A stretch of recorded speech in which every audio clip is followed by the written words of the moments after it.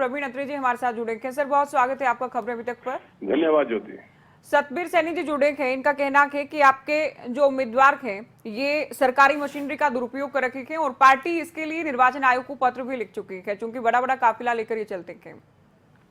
ऐसा है, राजनीतिक दल जब चुनाव आ जाता है तो इस तरह की राजनीति में जब कोई विश्वास करने लगे तो मुझे लगता है कि कहीं ना कहीं वो अप्रत्यक्ष रूप से अपनी हार को स्वीकार करने की कोशिश है, क्योंकि इस तरह के आरोप सच्चाई से बहुत दूर होते हैं और अगर लगता है कि ये सत्यता के नजदीक है तो मुझे लगता है जनता बहुत समझदार है, वो सब देखती है।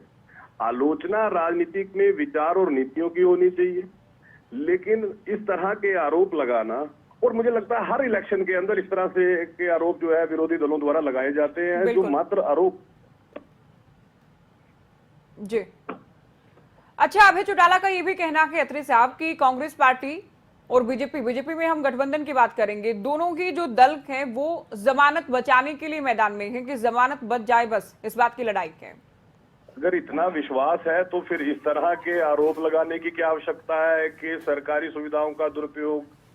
अगर इतना आत्मविश्वास है तो चुनाव होने दीजिए, वोट डलने दीजिए, नतीजे बता देंगे।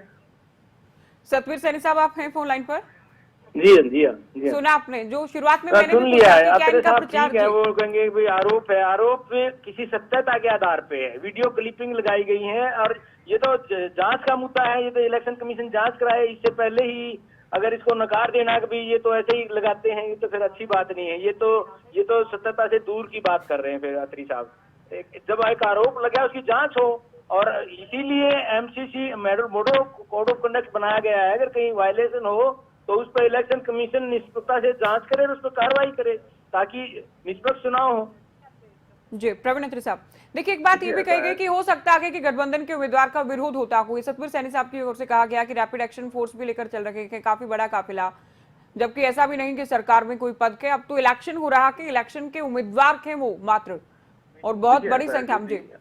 हम जानते हैं कि जब कई चुनाव होता है तो वहां पे सरकार के नियंत्रण में वो क्षेत्र नहीं, वो इलेक्शन कमीशन के नियंत्रण में होता है जी। और इलेक्शन कमीशन एक स्वायत्त संस्था है।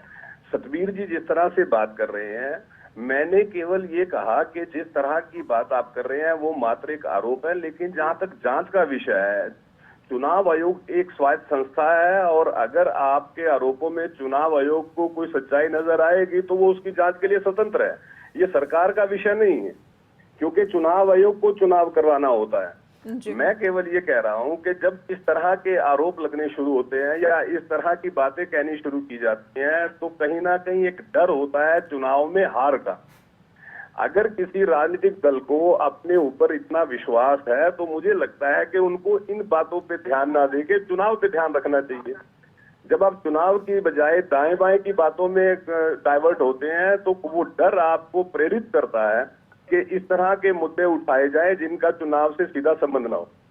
जी बहुत शुक्रिया, आप हमारे साथ जुड़े।